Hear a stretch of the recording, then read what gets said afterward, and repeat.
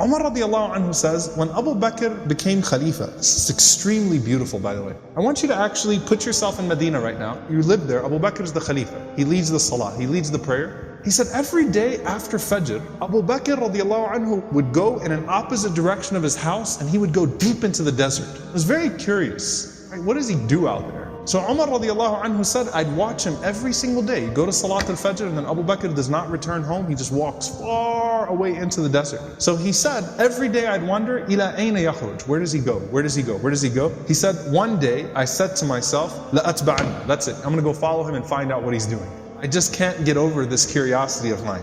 So Umar radiallahu anhu said, I kept the pace from him to where he was at the end of my eyesight, meaning I walked just as far away to where I could still see him. And then he said, I saw him go into this beat up old house. So Umar radiallahu anhu said, I quickly went and I hid behind. And he said, he spent a long time in there. It wasn't like a short amount of time. He spent a long time until after the sun was up, meaning it was getting hot. This is after Fajr, this is way past Duha, way past sunrise. And it got hot and then Abu Bakr radiallahu anhu left the home and he made his way back to Medina. He said, this is way out of the city of Medina now. This isn't even the city of Medina right now. Way out of the city of Medina. So Umar radiallahu anhu said, I waited until I could no longer see him, meaning he made his way back to Medina. And Umar radiallahu anhu said, I knocked on the door, okay? And he said, this woman opened the door. She was elderly, she was frail, she was blind, and there were a bunch of little kids running around, okay? So I said to her, Assalamu alayki, ma sha'nukum ya amatullah. I said, peace be unto you. What is your situation, O servant of Allah? And she said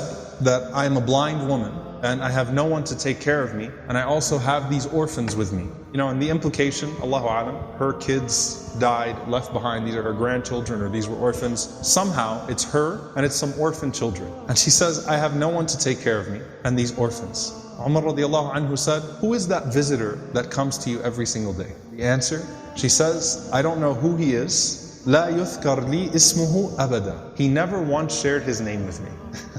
He never bothered to tell me his name. Umar radiallahu anhu said, well, what does he do? قالت JazakAllah Khair. She said, may Allah reward him. Every morning he comes. Listen, by the way, she details it. She says, he cleans my home. He washes our clothes. He grinds our wheat. He bakes our bread. He cooks our breakfast. And then he leaves.